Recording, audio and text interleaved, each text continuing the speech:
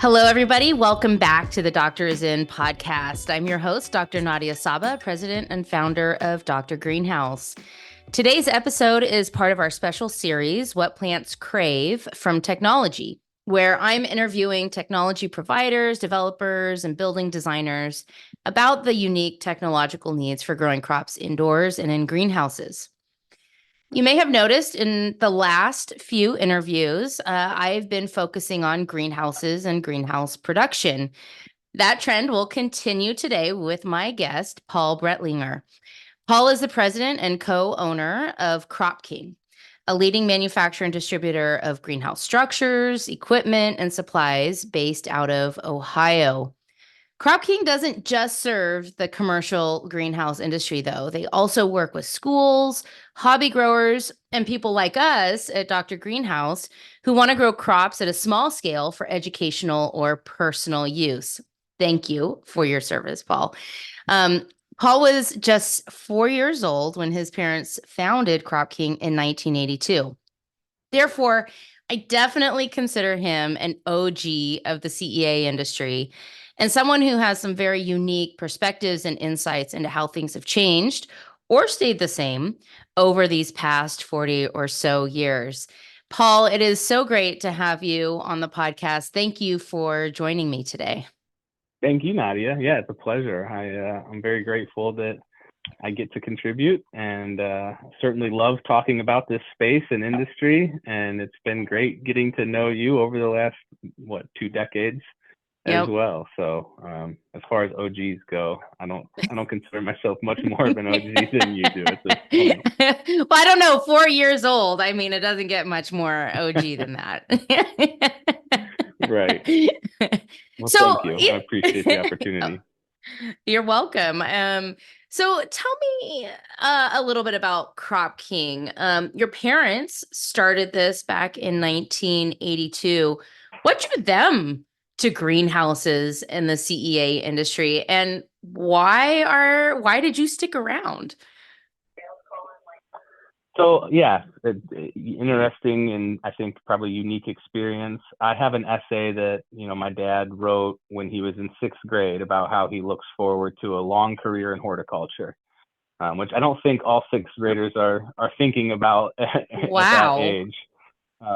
He just always loves plants and always grew plants, worked on farms, and so then when he was in college, he and my mom got married, and they decided that they were going to become growers. And so they actually bought a hydroponic greenhouse package from a company in Florida at that time. And it was chaos, right? This was back in the late 70s. There wasn't a lot of support. There wasn't nearly as much available information for people who wanted to get into this industry. And so they cut their teeth on a couple of 30 by 100 greenhouses where they were growing tomatoes and cucumbers. And eventually they went to work for the company that they bought them from. Like the system needed help. There was no support for their growers. It was just very rudimentary and early in the days of commercial hydroponics in the United States. So Dan went to work for this company to develop a grower training support concept so that they could help their growers be more successful. And he worked there for a few years, and then some private equity money came down from New York and decided that they were going to buy this company. And so they came down and visited. They flew Dan up, met with him because he was a key employee that they wanted to retain. And he did not like them. And so he came home and he said to my mom, he said, "Marilyn, these guys are going to bankrupt the company. So we can either quit now and figure out what we want to do, or we can wait for it to happen." And so he left. And 9 months later, hydroponics went out of business. And the 1-year non-compete that he had went away with the business. And so they started CropKing and hired the first employee from the remnants of hydroponics. So that's the early days of how it kind of came about. And, he learned a lot from working with growers at hydroponics in the early days, and the importance of a grower support system. And that's really what CropKing's foundation is built on, and what we still strive to maintain today is just a really robust team that can support growers across the country. As people get into this space, it's the same questions. Everybody that's starting a lettuce house is going to run into the same types of questions. If you're going to grow tomatoes, you're going to run into the same types of questions. And so when you have a team that's answered those questions hundreds of times over the last couple of decades, it makes it easier to support those growers. So that's still one of our main focuses as a company, is to be able to provide very good post-sale support to our customers. That's an area that I hear a lot, that there's a lot of deficiency or lack of support in the greenhouse or CEA industry, is sort of after the fact, after the sale, after even before construction, but let's just say most of all during operation, that a lot of growers are frustrated by the lack of support that they get from the manufacturers, suppliers, engineers, whoever, that help them develop that project from the beginning. So it's really nice to hear that a company like CropKing is there to provide ongoing customer support. Do you guys only support your own customers, or if there was a grower who bought a competitor's supplies or structure, would you also pick up the phone and answer their questions? Sure. We do offer our grower technical support to non-CropKing growers. We charge a little bit more if you don't Sure. buy your project and package from CropKing. But if you buy a CropKing greenhouse, it's part of the package is ongoing technical support from our horticulturist. But no, as there's plenty of good actors in our industry, but there are also plenty of bad actors in our space. And so, yeah, as unfortunate as it is, we do support a lot of growers who have gone out and spent, we're talking not small amounts of money to get set up in some kind of operation where you've got greenhouses and hydroponics and lights and all of the equipment. So they've spent all this money and they're struggling. And so, yeah, we will help those guys as well. We would like everybody to know about us up front and just come to us from the beginning, Of and course, hopefully yeah. avoid some of those issues. But no, over the years, we support lots of growers that are not in CropKing equipment.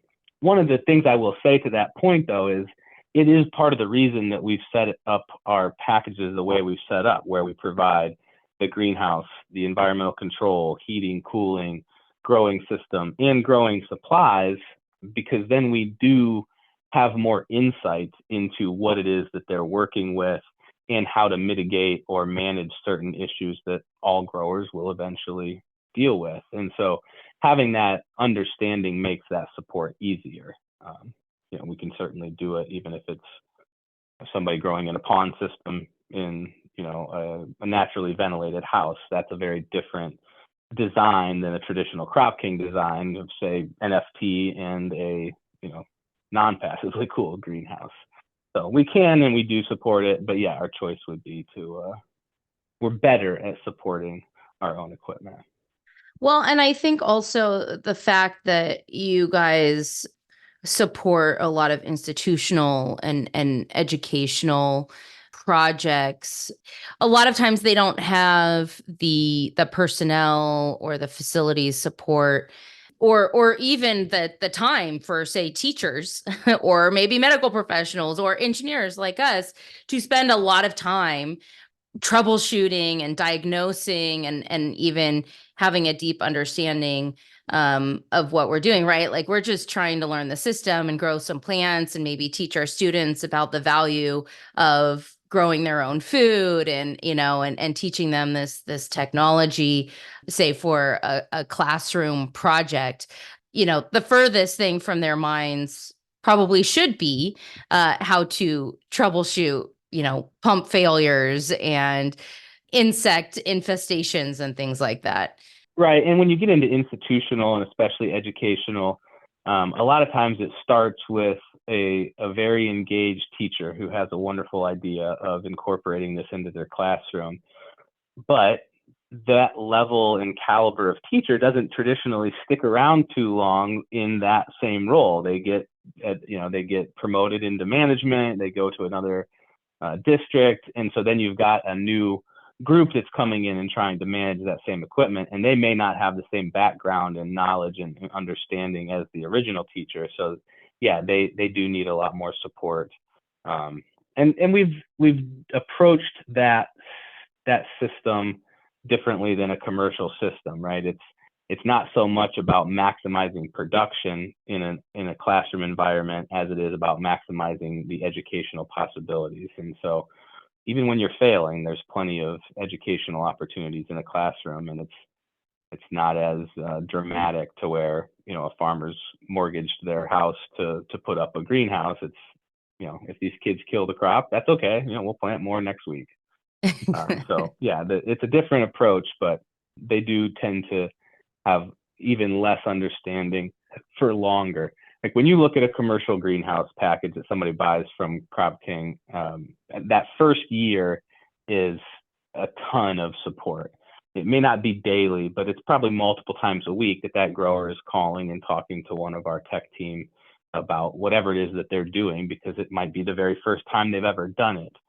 And then it's kind of a funny phenomenon. Year two, they go silent, right? They had a very successful year one because they stayed in such close contact with their support team, and they did everything right. And then they finish that year and they're like, oh, now I've got this. And so then year two, they maybe don't pick up the phone as often. And then year three, you see another resurgence in that technical support of them going, okay, we maybe made a few mistakes last year because we didn't stay in as close of contact with you guys on the technical side of things. So usually then by year five, they've gotten a pretty good handle on it, and you're only talking to them when they run into some kind of unique scenario as opposed to the day-to-day activities. We think that it's such a key part of what we do. Absolutely. And I love that you provide that technical support in that first year. It is so critical. I mean, getting through those 4 seasons. And it kind of makes sense that they figure enough out to battle through year 2, but then they come back with questions in year 3. I'm kind of curious, how do the questions change from, say, year 1 to year 3? Like, is there a question that always comes up? I mean, in year one, it's all the basics of even just how do I mix my fertilizer, Okay. Or what's the best way to clean out my channels after the first harvest, or, every time the first time a lettuce grower experiences Pythium, right? Like that's a common question that at some point in that first year, people are most likely going to see, and they have no idea what it is. Or powdery mildew, like you get the call of like, why is there baby powder all over my leaves? You're like, well, it's probably not baby powder. Interesting. those are like the very traditional questions. And then, year 2, they battle through, and then year 3, it might be, you might start to see certain things happening from a mechanical perspective of like, all right, my fans are squeaky, or, Interesting. these drains are, my emitters are starting to clog up, or how do I best deal with algae, or, just different things like that. And pests, like a lot of times you don't see pests as much in that first year, depending upon where you build your greenhouse. But year 2 and year 3, you really start to, they find your greenhouse, and now you're a known entity for pests. That's funny. Hey, friends, over here. Look, I just found our buffet. Right. And people are, again, so much more careful that first year, right? When you start to talk about taking precautions, right? Pests and disease come in through unscreened vents or on people. And exactly. That first year, everybody's uber careful with how they approach their greenhouse and manage that. Year 2, they're more focused on maybe selling or marketing, or what the newest, coolest thing for them to do is. And then year 3, they're like, okay, back to the basics. Right. I mean, it's kind of interesting that you said it kind of goes from the plants to the systems, or the plants to the equipment. Because even when you mention, pest management, that, as equipment starts to break down, or if you're not maintaining it well, then insect screens start to tear or aren't as clean, right? Like you start to get gaps and things that, allow pathways, I guess, for those pests to potentially enter the greenhouse. And like you were saying, squeaky fans or louvers that don't open or wet walls that are caked over with calcium, right? Because they haven't been cleaning them. That you also would get a degradation, I would imagine, in just your environmental control because those systems are weathering over time as well. Right. And as that happens, right? So in year two, you mentioned insect screen, right? And so a lot of times people's insect screen will start to get clogged up and that will restrict airflow. So then when you get restricted airflow, you get less cooling. When you get less cooling, you have more stressed out plants. More stressed out plants are more susceptible to diseases. And so that's when you're going to start to see some of those things pop up that when everything is operating brand new and fresh in year one, you may not have as stressed out of plants, so they're going to be more resilient against certain diseases and or pests. That's a perfect example of kind of that cascading, how one issue can cascade and have a domino effect to the ultimate health and productivity of your crop. Yeah. Absolutely. So, when it comes to commercial technology, Paul, how have you seen greenhouse structures or greenhouse technology evolve over the last 20 or 40 years? Pick your timeline. Has it mostly stayed the same? Have you seen major changes? And I'm not even talking vertical farms. If we just focus on Sure. greenhouses, what's same? What's different? So CropKing, the mentality behind CropKing is as much as possible, keep it simple. And so we try not to make too many changes, but obviously just as the industry continues to progress and grow, there are changes. And I would say that one of the biggest changes that we've seen over the last decade for sure, and probably the last couple of decades, is just the amount of data that's available. And with the amount of data that's available, it's how do we utilize this data? How do we make it easy for growers to utilize it and make decisions based on it? And so you've seen a lot of changes in environmental control systems and the amount of access that it gives people and the amount of graphing. And so what they can then do as far as making decisions on how they manage their greenhouse around that data collection certainly is one of the bigger changes. Automation is obviously something that we've seen really change over the last couple of decades. And it all, CropKing's traditional customer is that small to medium sized grower, right? The majority of our customers are probably 20,000 square feet and less. We have over the last decade worked with a lot of larger scale growers, but when we just look at customer count, a significant portion of our customers are going to be in that certainly less than 1 acre and probably even majority of them less than 20,000 square feet. So the access to some of this technology has not been as quick for that small grower. But I would say even in the last 5 years, we are starting to see some of that push down into the small grower.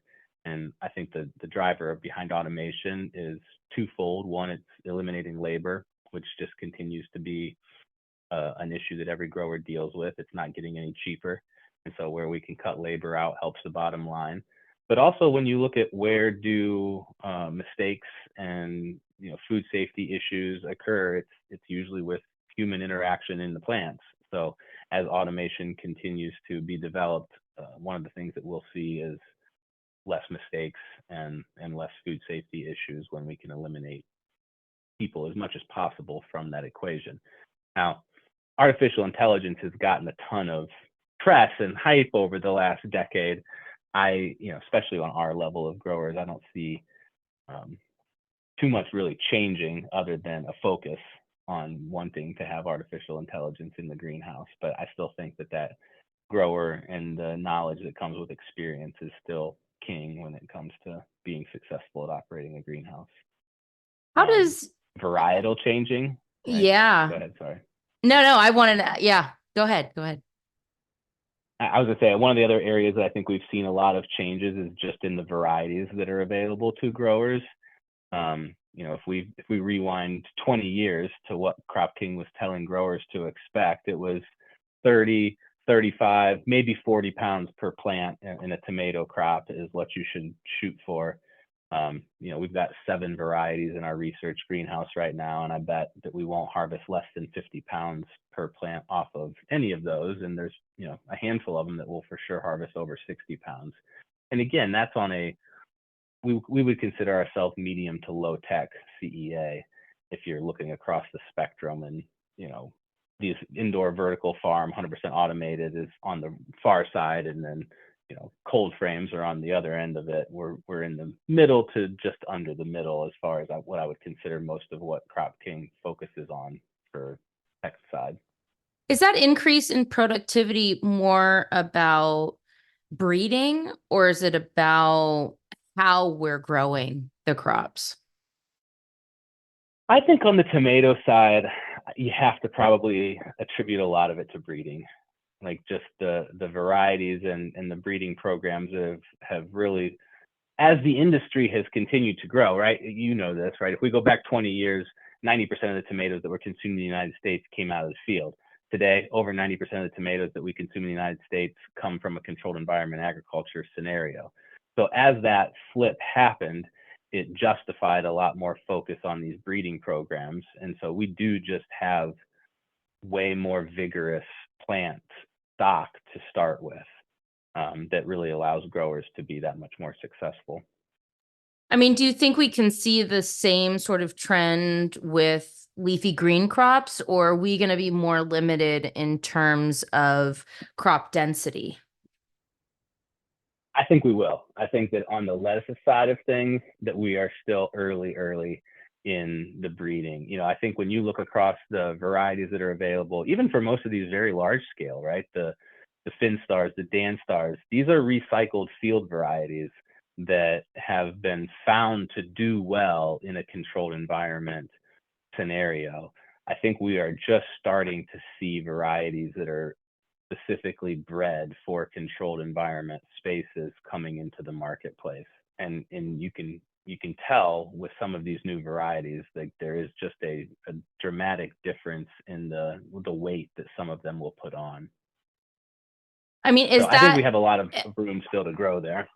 Is that cellular weight or water weight? Because when I think of a tomato, I can think, like I'm thinking we could have more trusses on the plant, right? Like we're not really changing, I don't think, the spacing of our tomato plants, but maybe the tomatoes are bigger. We can have more trusses. We can have more tomatoes on a truss, right? Like I can visualize on a square footage basis how we could have more tomatoes, more cucumbers, in a greenhouse. But with lettuce, I'm having a hard time conceptualizing how we would increase yield because we're limited by the space. I mean, is it just growing taller or thicker? Like what is it doing? How are we growing more?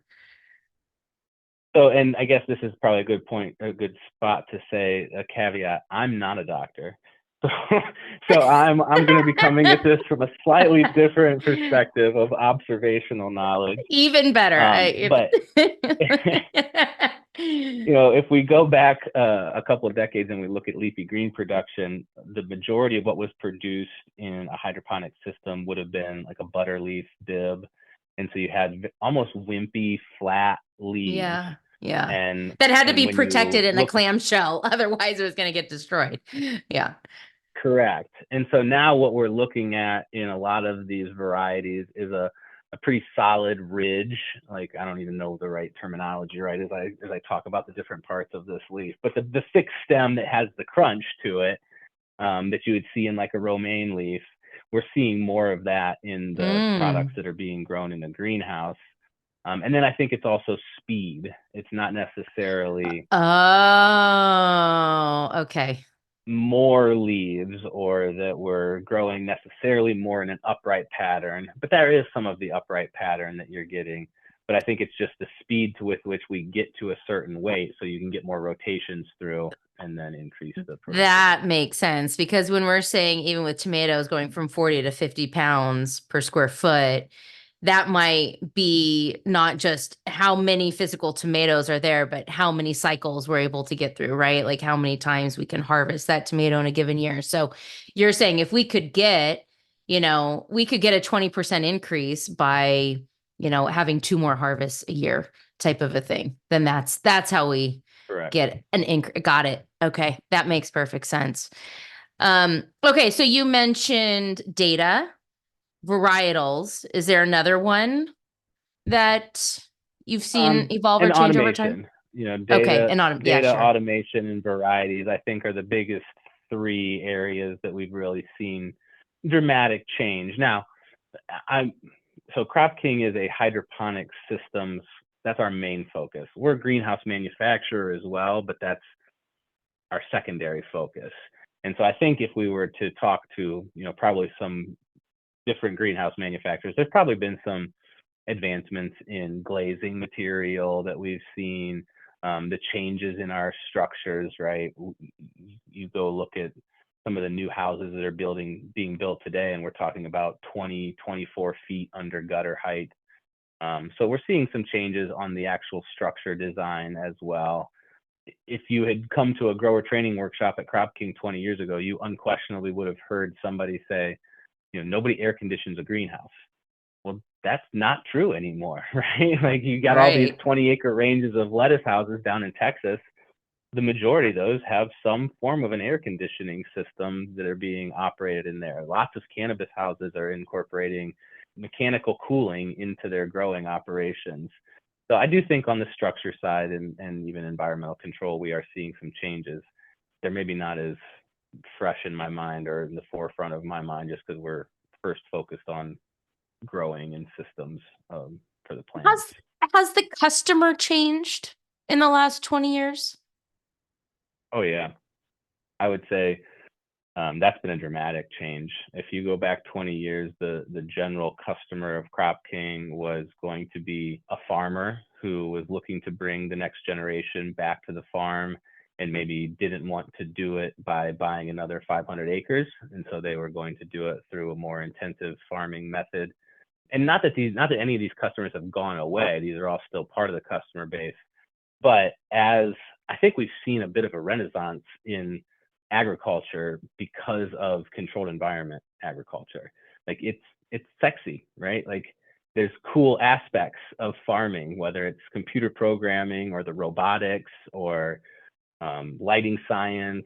All of these things are interesting, and it's not just like, well, I watched my parents struggle to raise dairy cattle or, farm 500 acres, and I don't want that life. No, now they see the press and the money that's flowing into this space, and there's a cool factor of controlled environment ag that I think is definitely attracting a much younger customer.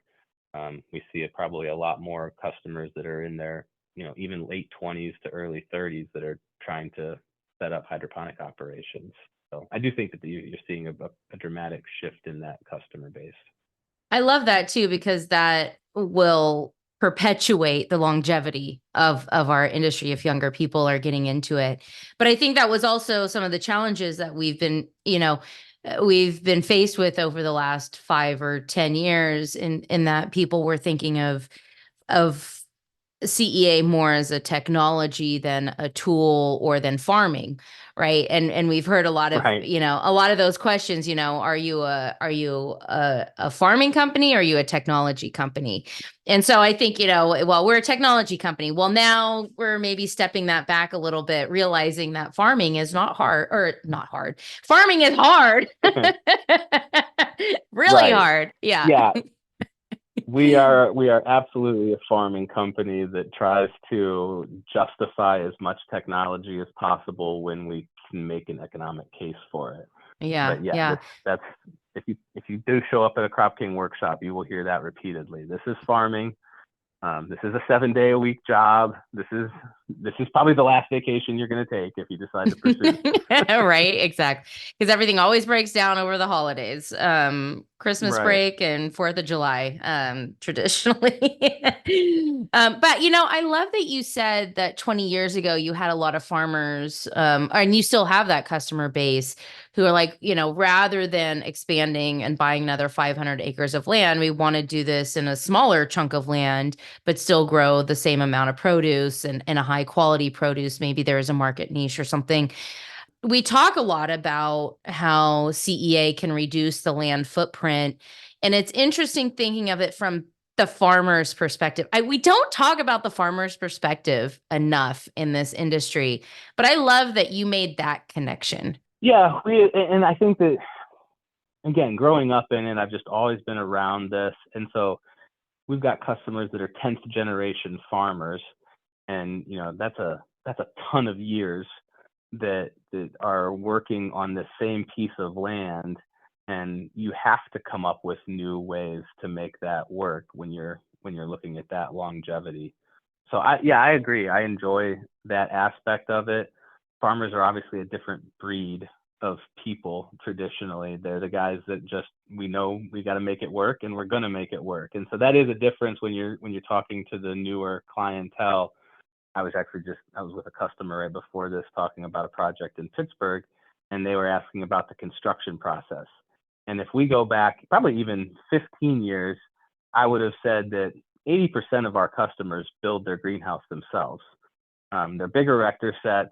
It's not that difficult to do. You get a couple of buddies, maybe you need to rent a lift, but these are not difficult structures to build.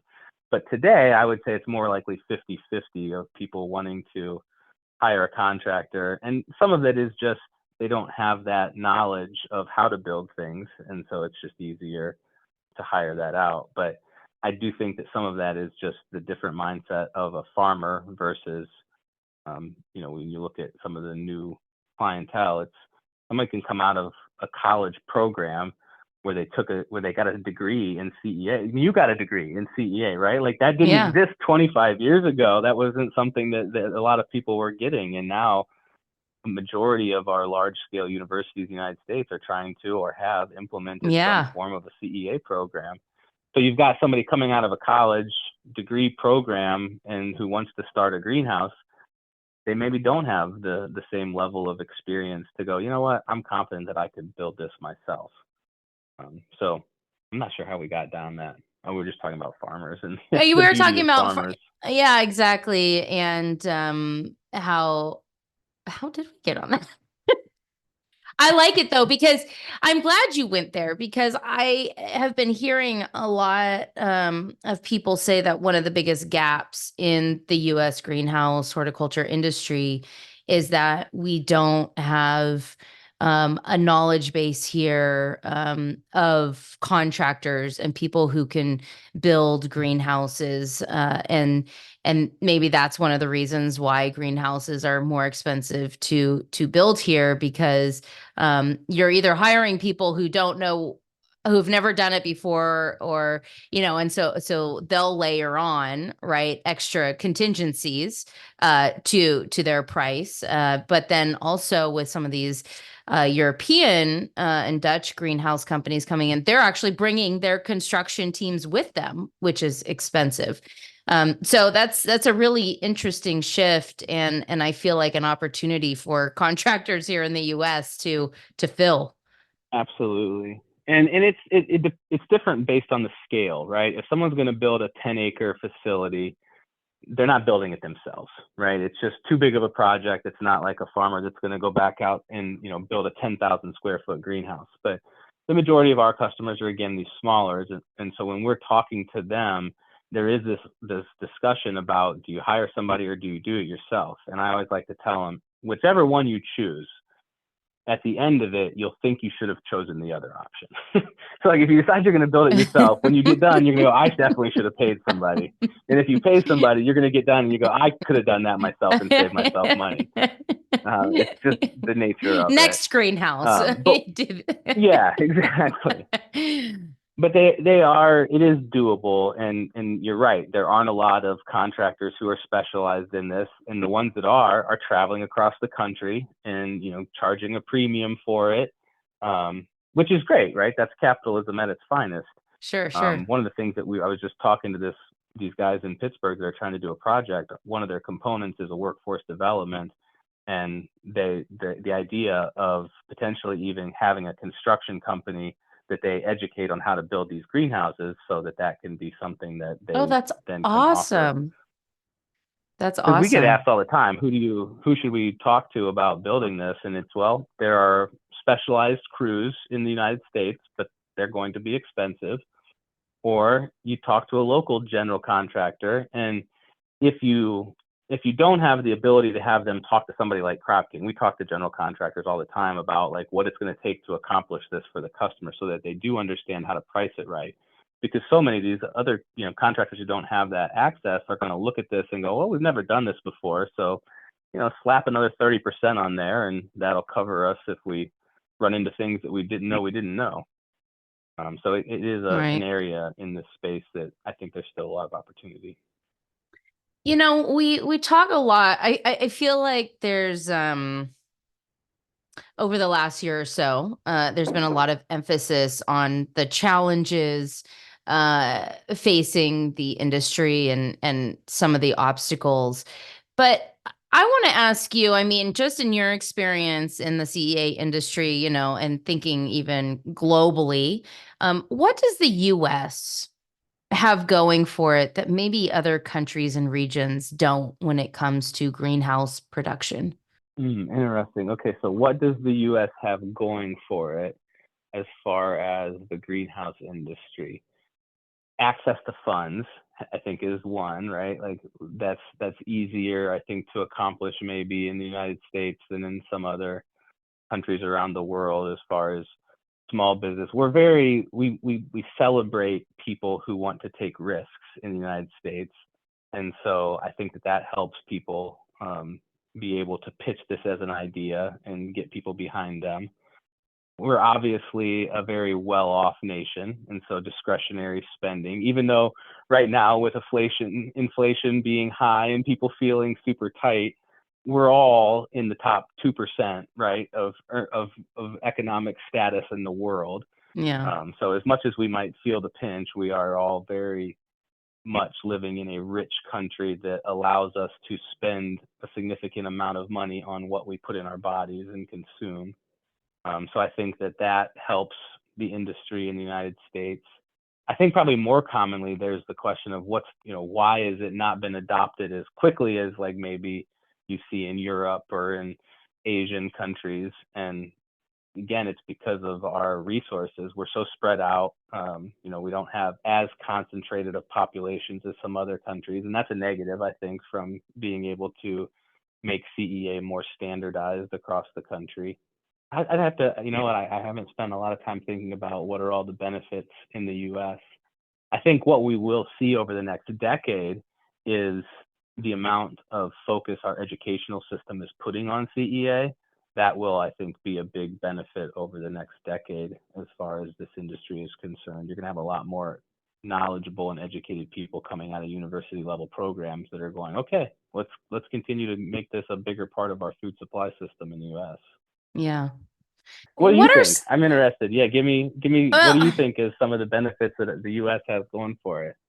we have a That's a great good question. transportation system. I mean, you mentioned resources, and I think, one of the advantages we have is that we are all in the same federal border. So, Yeah, yeah, like if you're in Europe or North Africa or like you're crossing a lot of borders, and I know that the EU was set up to kind of break down some of the obstacle that the border presented, maybe in terms of tariffs and shipping and things like that. But we are one country, and so therefore, interstate commerce is easy, and we have great roads and transportation to ship for products, sure. which is why California is able to ship so much of our produce to other parts of the country. But that also then becomes sort of a downside, right? Because then maybe you're not getting Right. as fresh of lettuce as I am here in, in the heart of California. Which leads me to, I think, maybe another advantage I see here in the US is that we have lots of climate zones. We have lots of people who are spread out across the country that can serve their local or regional communities, if they have the education and the know-how and the skills, right, to run an operation like this. So, right now agriculture is somewhat centralized depending on what crop you're growing, but I think we have the opportunity with CEA to sort of decentralize it, and serve, more locally, which increases our food resiliency and food security and things like that. I don't think we're there yet, but I think that is something that we have going for us. And we do have separate states. And so I think you mentioned having access to funds. Now, if you're in cannabis, that's a different story. But if we're talking about Right. produce, there's federal programs, there's state programs, there's local programs, right? There's like so many different programs that you can tap into, and grants, and not to mention our land grant institutions or land grant universities. You have Ohio State, right? We have the UC system and University of Arizona, and every state basically has a land grant that you should be able to tap into and get some expert knowledge on how to grow what you're growing in that particular region, which I think is why CEA is so important to have. Sorry, this was not meant to be me talking, but you're making, I mean, which is why I think it's so important to have CEA programs in these different states, because different products are going to be grown, different technology is going to be implemented, different climates are still a factor in how you're going to Oh, operate a absolutely. greenhouse, right? Like maybe now we're not dealing with soil, and maybe now we're, excluding most of the insects that you would see in a field, but there are other unique characteristics to every location. So, well, there you go. Unquestionably. Yeah, no, I think it's good. It's good to be just conversational, right? People will be happy that you got Uh, to all chime in on right. that as well. Well, again, I do think that we have been harping so much on the challenges, and challenges are opportunities to be solved, right? I mean, there's a reason why we focus on Absolutely. challenges, but um, and I think that the reason that's where that is coming from, to is is that we've had such an influx, I would say, of Dutch European influence when it comes to greenhouse structures and design. And we have an opportunity here in the US, I feel like, to serve our own customers and clientele and population base. And not that I We're not. There's no Dutch bashing here. We're yeah, not. yeah, yeah. We love the contributions that they have Absolutely. provided I to the mean, they've tea been doing this industry, for and so they're long. obviously, yeah, still a huge factor on advancements. But right, this is a different environment. We are dealing with the extremes of Texas versus New England area, right? Like those are not the same places to grow in, and to think Right. that you're going to put the same management practices into place in both of those is just a recipe for disaster. So, yeah, there's a lot of ability for land grant universities to become experts in their climate and be able to help people based on where they're at. And their particular population base and customer clientele base, right? I mean, I imagine American greenhouse growers are going to be a little different in how they think about production, and how they think about markets, and how they think about what they're doing is going to be different than Europeans. And not that that's better or worse. It's just a communication style, and just understanding, I guess, what the For challenges and sure. opportunities are here. Yeah. Yeah, I think a perfect example of that is if you look at leafy greens growers in Belgium or a European country, almost none of them grow their plants from seeds. because they're such a centralized Oh, industry, like there's baby plant growers and then there's finished plant growers. And so these lettuce guys are buying plants that are 2 weeks old to stick into their system. And those guys can focus on growing the best baby plant. And these guys can focus on having a facility that's the most ideal for finishing that plant off. Whereas if you look at all of the scale growers and small growers in the US, especially leafy greens, it's seed to harvest in the same facility. And so there are challenges that are different than what you would see over there. And it's not right or wrong. It's just how we have to look at the industry differently here.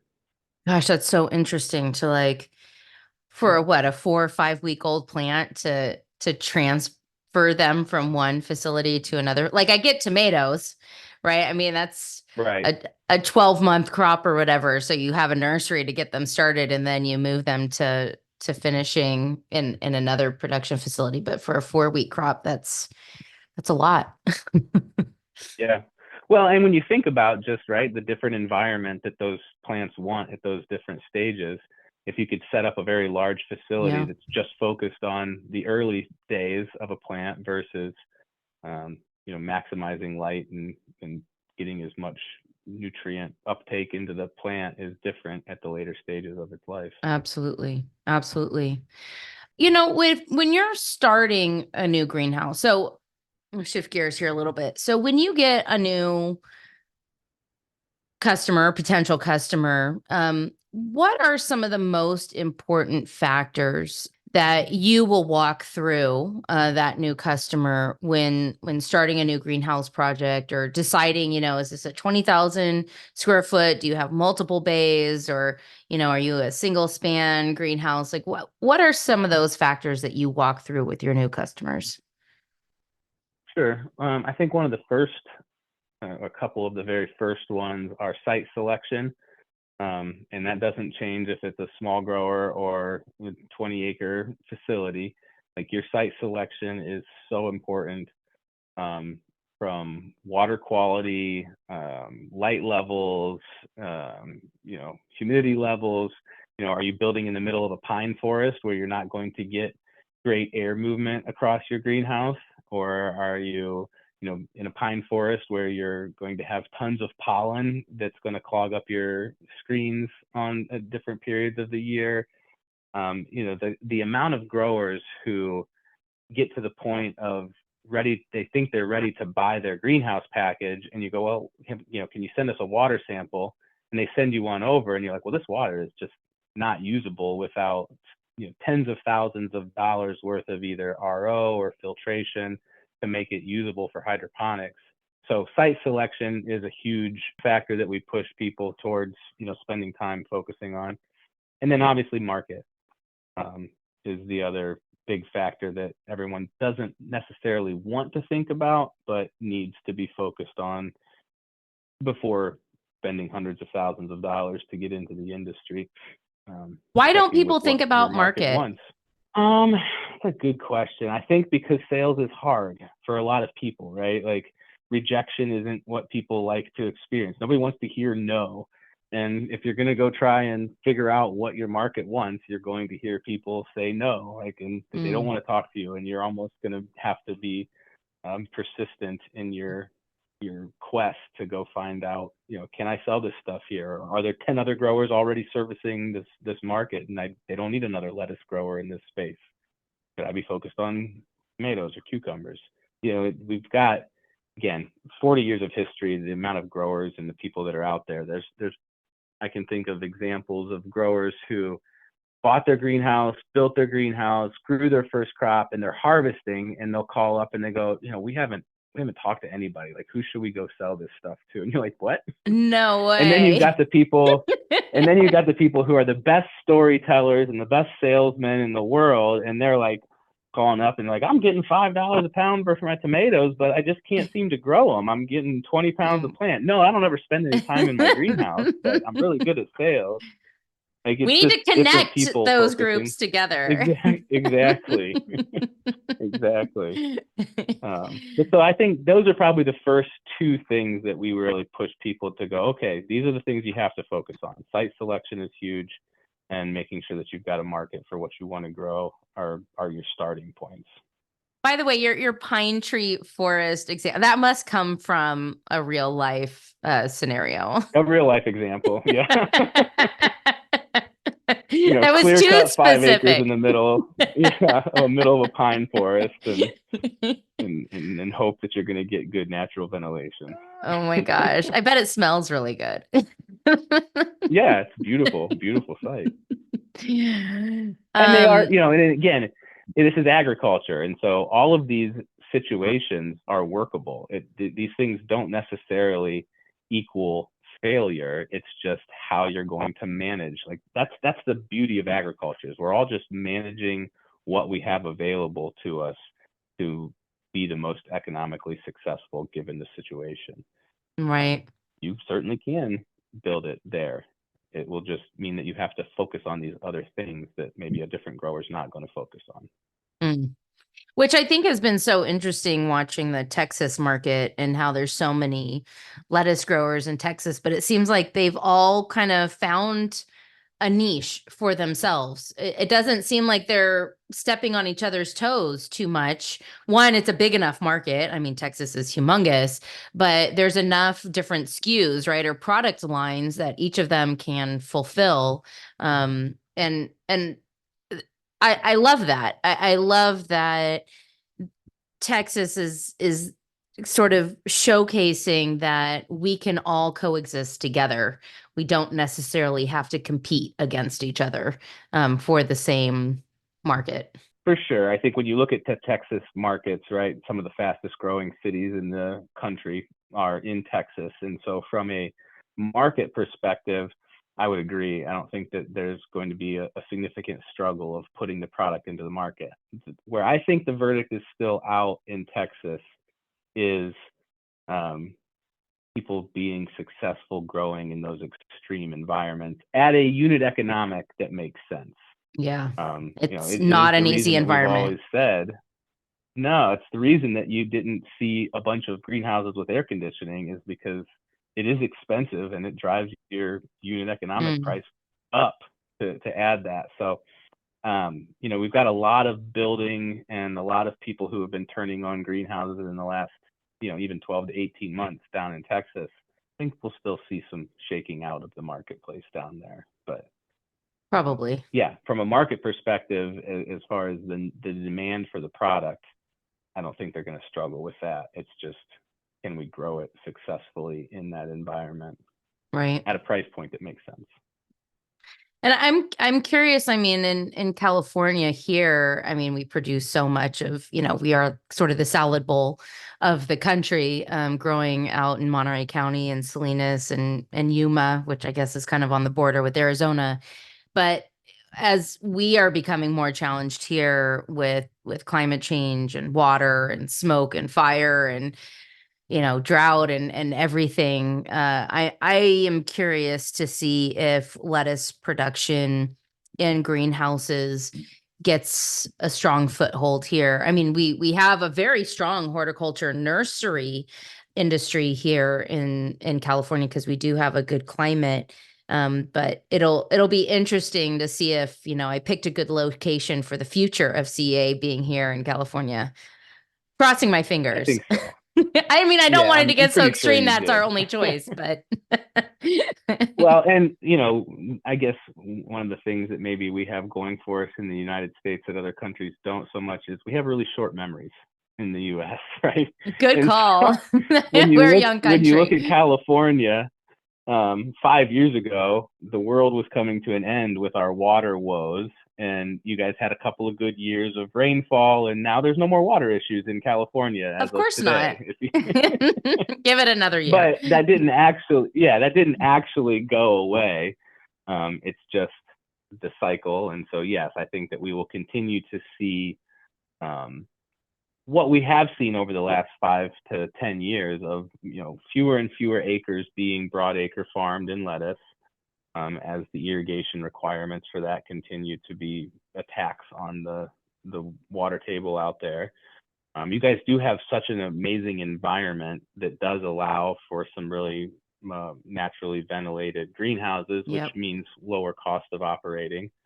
Um, and you start to see these big lettuce growers, whether it's Taylor Farm, T&A, making heavy investments in the CEA space and providing greenhouse grown lettuce in addition to their field grown lettuce. I think that we will continue to see a price parity start to happen between scaled CEA and field grown as we look down the road 5 years.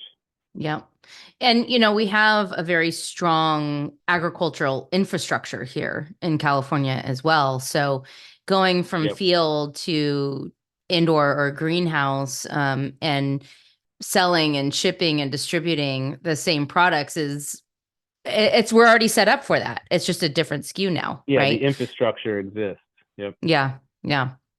So So now that we're speaking in state by states, this is actually a really good segue. You recently at Indoor AgCon had the opportunity to interview Virginia's Secretary of Agriculture, Matt Lohr. I'm curious how Yeah. that conversation went and what were some of your big takeaways? I think one of the big takeaways, and one of the reasons I was so interested to be able to have a conversation with him, is just the focus that Virginia has put on trying to develop the CEA space in that state.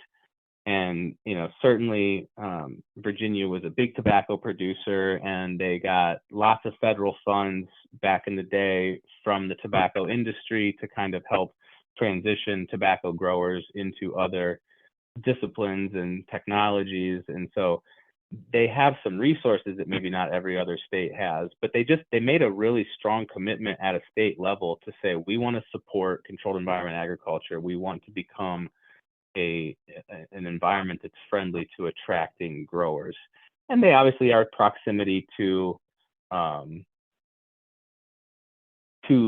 good density populations with disposable income, being close to DC, East Coast.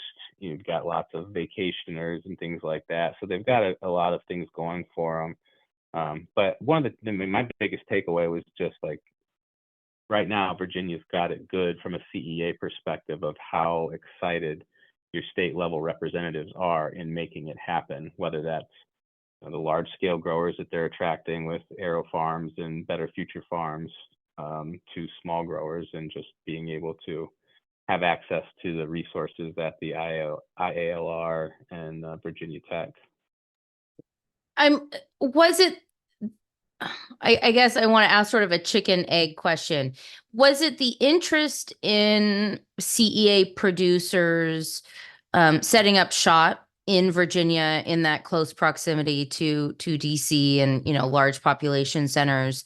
Was it them coming in and looking for land, looking for opportunities to grow there? That is what piqued the interest of Virginia, or was Virginia always sort of courting actively already these producers? Do you know?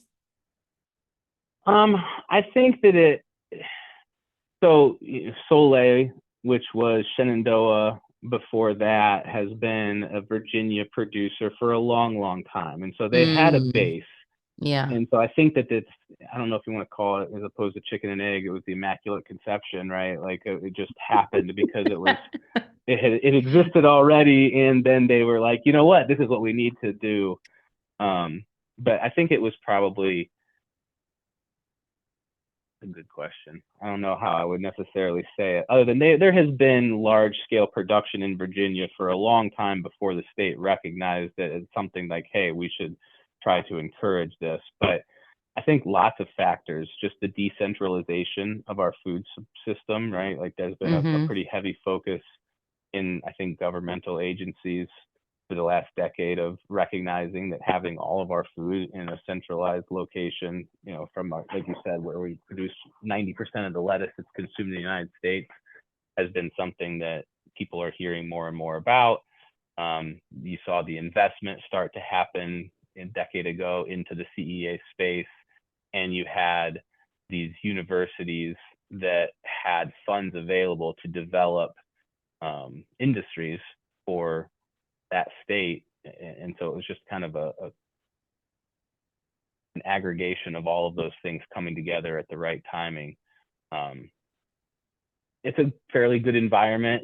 Virginia, you don't have a ton of either of the extremes. I mean, it gets hot, but it doesn't get Texas hot, and it gets cold, but it doesn't get Delaware cold in Yeah. Virginia. So I think that they just have lots of things going for them that have driven that.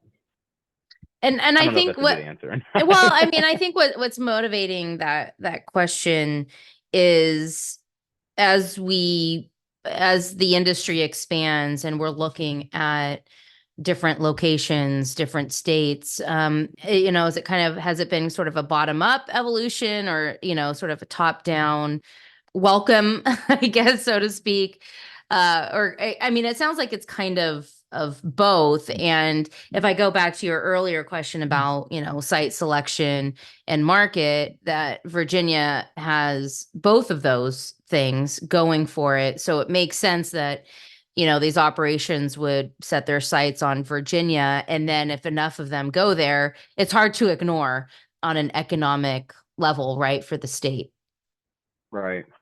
Yeah, but it's not impossible, right? I feel like, I love Ohio, but I don't think Ohio is as convenient as Virginia is trying to make setting up a large scale operation. Now, we get a decent amount of large scale operations in Ohio, but I think that probably comes down more to, affordable natural gas, population densities, et cetera, that are driving it more so than the government saying, hey, we want this to be a spot. Now, I think we'll see that change, right? The Ohio State University spent $250 million developing their CEA farm and program down at OSU. So we are starting to see, I think, more from a governmental side of things, pushing this out into the space, which, I think looks like in Ohio through the education, trying to get more of this into our middle schools and high schools and even elementary schools will start to drive people to decide, hey, you know what, I'm going to pursue this into Ohio State University CEA program. And then when I get out, I'm going to need a job. So I think we'll see more of it develop that way. But it is, I don't know if there's a right answer, is it top down or bottom up that makes this happen. And, every state will be different. But I do think that, like, I wish Ohio's, would take a page out of Virginia's book and go, look, we're going to make this easier for people to set up and make the decisions they need to. Now, we've got Bright Farms and Moochie's and a number of large scale growers that have chosen Ohio as a destination. Well, and I was going to say too, I mean, you have a strong foundation in Ohio. I mean, you guys have been there for a long time. You have Ohio State, you have Cultivate, right? You have, I mean, the floriculture industry really kind of, develop. I don't know if I want to say developed out of there, but definitely had but it was a lot strong. of support there. Yeah, exactly. And I can think of a few, you mentioned some growers. I can think of, other manufacturers and suppliers out of Ohio that, are serving the region and the country well, that it seems like Ohio has the foundation to make it whatever it wants to be there. Right. No, I agree. It exists. It's just, you look at some of these facilities that are going into Virginia, and I'm happy for that. But you do go, like, I wonder what, you're looking at population densities, et cetera. I mean, Ohio is what, the 8th largest, 9th largest state in the union, and Virginia is definitely further down the list. I do think that there is an element of governmental support that is making Virginia a very attractive destination right now. Yeah. So, you've kind of answered this question in a few different ways, or in answering other questions, there's been sort of a spattering of answers to this one. But I just want to ask you, for you, if you took out your crystal ball, what does the greenhouse industry look like 10 or 20, let's say 20 years from now? And how do we get there?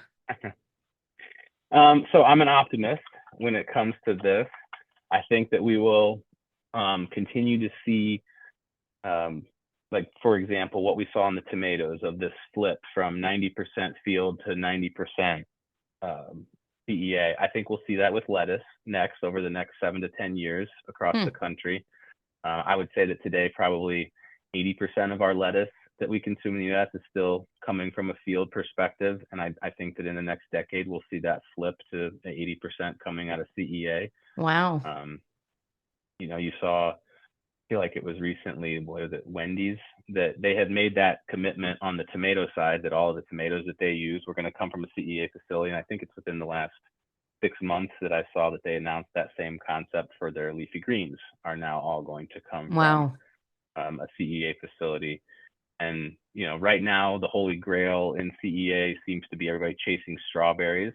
And CropKing is this stodgy, conservative company that's been in the industry for 40 years, and so we're not always jumping on the hype trains. And I think there's a lot of room still for improvement on the strawberry side. Like if somebody came to me and said, "Hey, Paul, should I grow strawberries in a greenhouse?" I go, I don't know if it makes economic sense yet. But I think that we'll continue to see this transition to some of these more valuable crops turning into CEA. And it doesn't necessarily always look like high-tech greenhouses, right? I think we'll see it in our berries, blueberries, and strawberries and raspberries. The bramble crops will eventually go, I think, to a CEA format of some sort or another, just as everybody starts to recognize the benefits around some level of control in our environment when it comes to agriculture, right? There's huge benefits to being able to push that level of control in growing food. So I do think that if you look out 20 years, we will continue to see CEA become a bigger and bigger part of our food supply chain. I still am of the opinion that the majority of that will come from greenhouse production and not necessarily 100% artificially lit, at least not in the United States where we have tons of land and good places that we can do that. And I think we will continue to become more efficient. As to me, the breeder side of this, like we will see that continue to increase the ability to be successful as we get more and more varieties that are specifically developed for this space. It won't be like just regurgitating field varieties into a CEA space. It will be, no, these are varieties that are specifically created for greenhouse growing that allows us to continue to improve that yield number and our unit economics. So I want to ask a question before my last question. What do you attribute to CropKing's success over the year and longevity? I would say our commitment to service is the reason that and that what I just said before, like, right, we're that stodgy company that takes our time in agriculture and not jumping onto the hype train and getting over leveraged. This is agriculture. It's slow money. There aren't a lot of 10x opportunities in agriculture when you start to look at investment dollars. And it ebbs and floods. There's good years and bad years. Being in business for 40 years, you experience them both. And as long as you figure out how to weather those bad years, then you get to stick around for the good years. And so how did we accomplish that? I think it's by maintaining some base values of we make our customers successful, then we get to be successful. And that was what Dan started the company on. It's what he instilled in me as I grew up, and it's certainly what I want to perpetuate as we continue to exist in this space. It's just you guys have stuck to the fundamentals. Yeah, keep it simple, right? Like this is ag. There are the fundamentals of being able to grow plants successful that will keep you in operations for a lot of years. That's awesome. All right, so final question. What do plants crave from greenhouses? Oh, free light. Spoken like a true greenhouse person. Right. They crave an ideal environment, and we can get closer and closer to that with the advancements that are being made in greenhouse technology and hydroponic systems. Perfect. Perfect. Well, Paul, I have a few rapid fire questions for you to wrap this up. Okay. So they're just meant to be quick responses. If you want to expand on anything you can, but they're just meant to be quick and short. All right? Okay. You ready? Yep. All right. Are Yep. plants are plants introverts or extroverts? Introverts. Introverts. Okay. They're not. I don't know. Yeah, that's a good one. All right. If you had to pick one thing, what technology should always be included in a greenhouse? Irrigation control. Good one, No more hand watering. right? What technology could be skipped? Depending upon your scale, lighting. Okay. Yeah, because free light, right? Yes. Right. What will we be growing in greenhouses 20 years from now that isn't even on our radar? I guess I'm just gonna throw one out there. Rice. Awesome. I love Wasabi. that answer. Yes. Okay. What is the worst advice you've heard or have been given about growing crops in a greenhouse or hydroponically? Oh man, I've got an app for that. That is such a good answer. We do have an app for that, by the way. Right. Our VPD app. I love that. It's not. Yeah, telling someone it's not a 7-day a week job, or Oh telling man. people that it's easy. I was talking to a greenhouse grower that said that they wanted a certain work schedule and this was like the manager, okay, the greenhouse manager, because he wanted a good work-life balance. And I was like, how can you call yourself you a farmer? Like you Right. can't. Like Yeah. It's yeah. the only people that understand or that life might get easier for them if they're starting a greenhouse operation is a dairy farmer, right? Like anybody else, you Mm, will probably work a little bit more than you did before. A dairy farmer, it'll be like a vacation. nice. Other than that, you don't know what you're getting into. All right, last one. What would you tell your 4-year-old self about the future of CEA?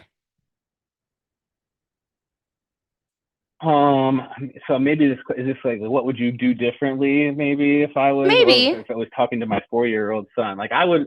So I don't have a degree in horticulture, right? So we were talking Okay. earlier, like I'm coming at this from a different perspective. I wish that I had pursued at least some level of a degree in, plant sciences, horticulture, etc. I think that would help me a lot in my current role.